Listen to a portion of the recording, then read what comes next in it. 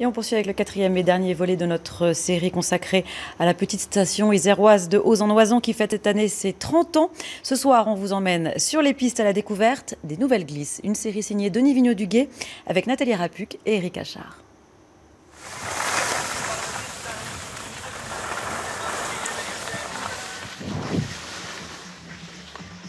À Oz, c'est aussi le ski nocturne.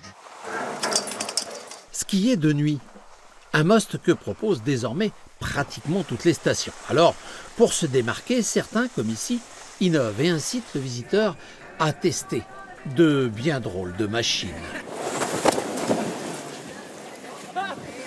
Qu'est-ce que c'est que ce genre d'engin là? Je sais pas trop, c'est une luge gonflable. Airboard. Ouais, airboard, on nous a prêté ça au stand, on a essayé, c'est marrant. Tous les 4, on essaie de faire la course. Ça finit aucune but.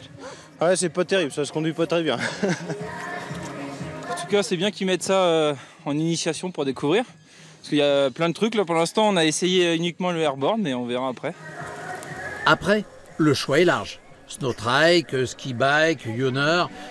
L'important finalement, c'est de se faire plaisir. On dirait un scooter avec des skis à la place des roues. Alors quelle sensation? De la peur. J'essaie d'apprendre. Je me suis bien amusé. J'ai adoré. Notre idée, c'est de proposer une offre différente. Oz, c'est une petite station adossée à un très grand domaine. Et c'est d'offrir des activités ludiques qu'on ne va pas forcément trouver ailleurs. C'est une station de caractère, une station conviviale, et on s'efforce de proposer des nouvelles activités pour satisfaire aux nouveaux besoins, comme avec la marche nordique, comme avec les nouveaux engins de glisse, l'occasion de profiter de la neige d'une manière différente. Bon bah c'est parti. Au-delà du jeu et du simple plaisir, certains comme Christophe trouvent dans ces pratiques peu ordinaires un véritable intérêt physique. Une façon originale de se muscler. Je pense que ça fait bien travailler les quadriceps et c'est surtout le positionnement. Alors je suis pas un très grand skieur, mais faut bien se positionner et ça se passe super bien. Tout à côté des amateurs de nouvelles glisses, les plus traditionnalistes profitent eux des pistes illuminées pour se faire un petit slalom parallèle.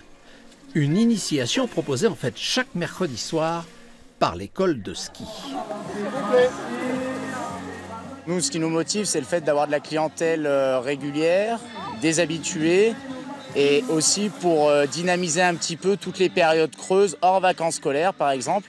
Donc nous, ça, on le maintient chaque mercredi de la saison, sans le faire forcément que pendant les vacances scolaires.